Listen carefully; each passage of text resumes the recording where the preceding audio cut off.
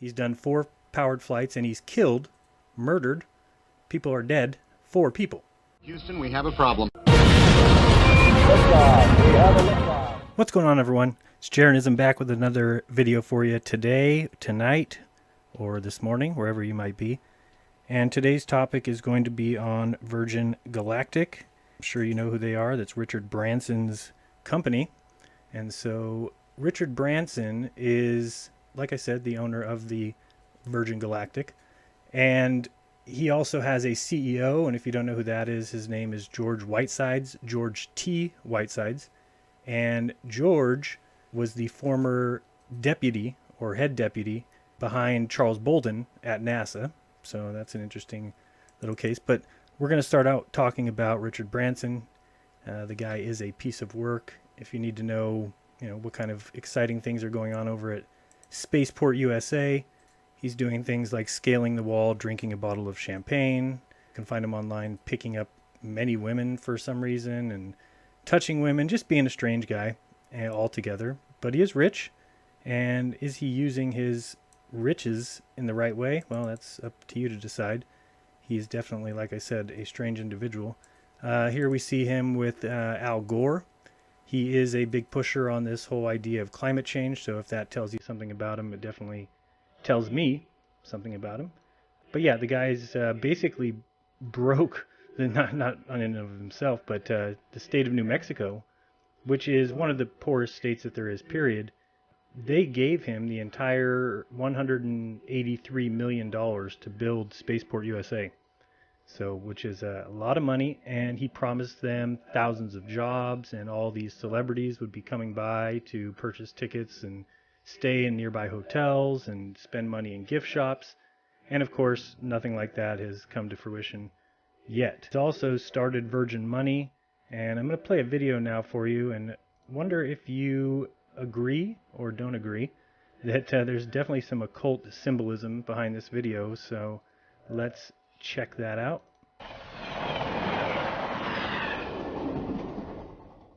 We've come a long, long way over the last 40 years, with a simple aim of making things better. And now our quest takes us into banking. Virgin Money, 40 years of better, now in a bank.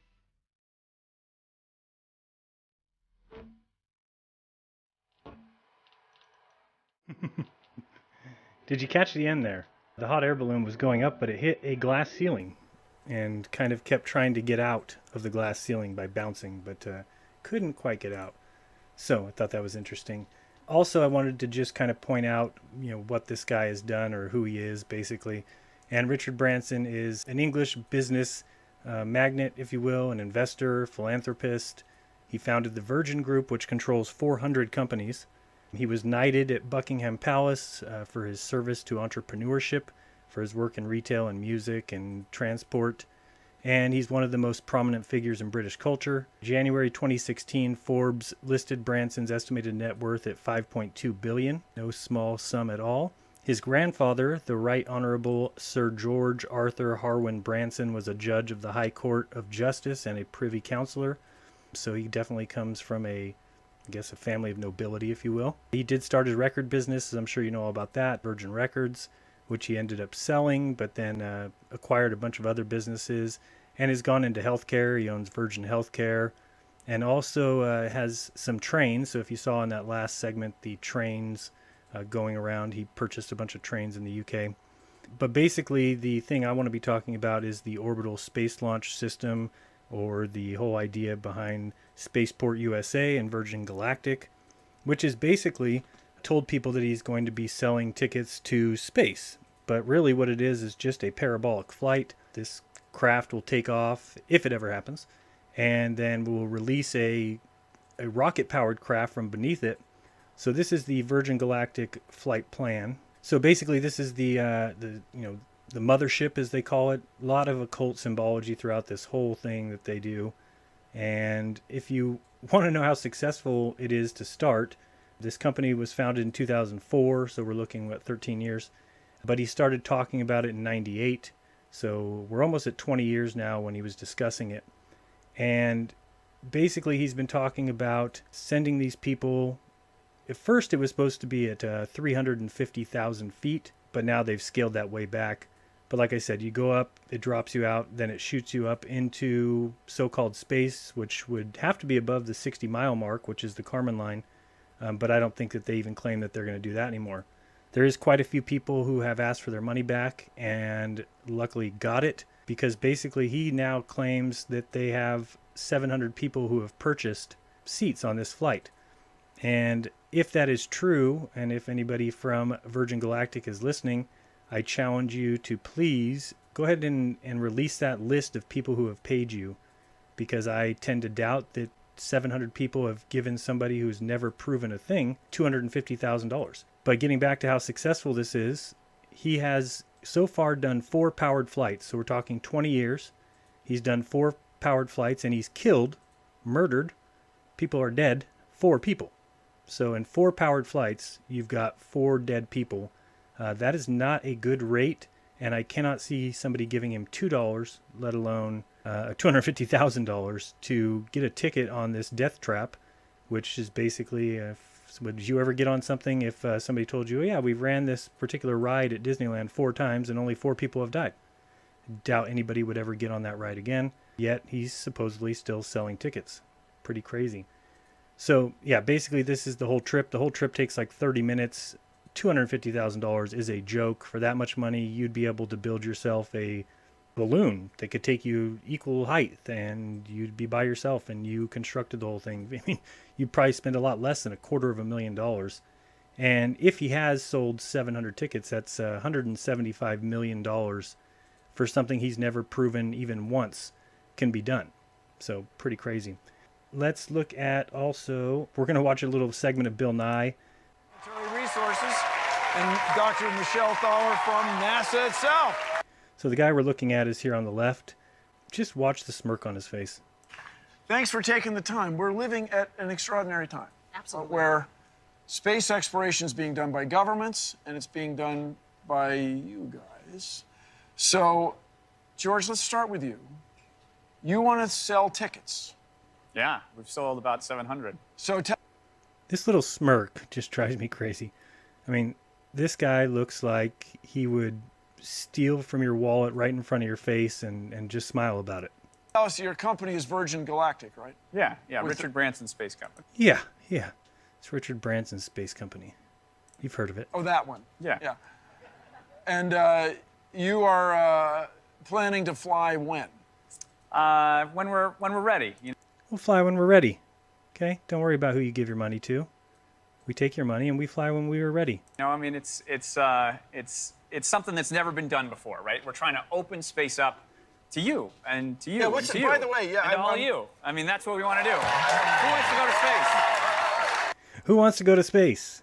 Which is something they don't even claim they're going to do anymore, because they can't get that high. And of course, we should know that. You should know how the planes operate, how they work, how they fly. And once you get up that high, there's no more atmosphere. And if there's no more atmosphere, well, then everything changes. How do you steer a vehicle without atmosphere to steer against? And there's just no way to do what they are claiming they can do. And in the times they've tried to even get up to a certain level, the plane breaks up into a million pieces because, well, that's what happens when you are trying to do something that you can't do. So let's continue on. And it's hard, and we got to do it right. So we'll fly when we're ready, but soon. Soon. Yeah. Well, in space exploration, soon is less than 10 years, I guess. Yeah. And Way sooner than that. Way sooner. Way soon. Now, Way sooner than that. And the what we're going to be going over here in a few seconds is how many times they've told us exactly when they'll be flying. if I were going to buy a ticket, Yeah. what would it set me back? Well, for you, Bill. No, our price is $250,000. $250,000, and we fly in space. Yeah, what I like to say is right now NASA's buying tickets from the Russians for about, I don't know, what is it, $80 million each? Which is classic. So if you don't know that, I think it's hugely important. NASA had these space shuttles. They had 6 of them. 2 of them blew up, so they had 4 left. And all 4 have been retired and put into museums. And now NASA pays $81 million a seat to fly on Soyuz rockets to the ISS.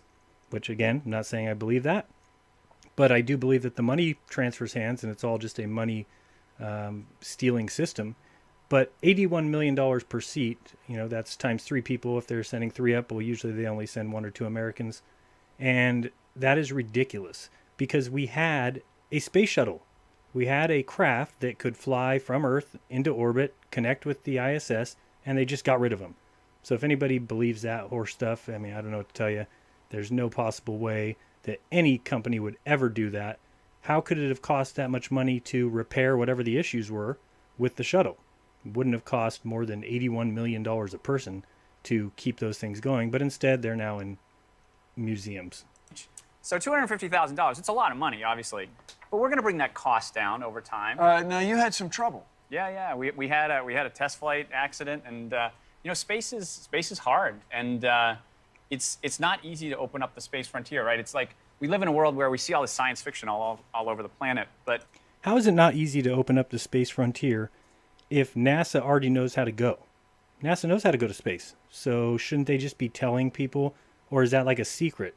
NASA keeps the secret and then tells these corporations, yeah, go ahead and go to space and try and figure it out. But we already know everything, but even though you are the taxpayers that paid for it, we're not going to tell you the secrets. It's ridiculous. If that's the case, then NASA's responsible for those 4 people's deaths. So I'm going to fast forward a little bit here because I want you to see this guy breaks out a meteorite and passes it to Bill Nye. And then he passes it down to Whitesides. And watch the look on Whitesides' face here. Dr. Whitesides, to have a look. And what's interesting about this is not only is it beautiful, but it's an object that originated in space. This one Yeah, look at this guy's face here. Watch this. landed in Europe. This is his response to looking at a meteorite? That is hilarious. The guy doesn't believe it more than I do. That originated in space. This one landed in Europe. He's laughing. And because Laughing at this guy's meteorite, which I would do the same thing.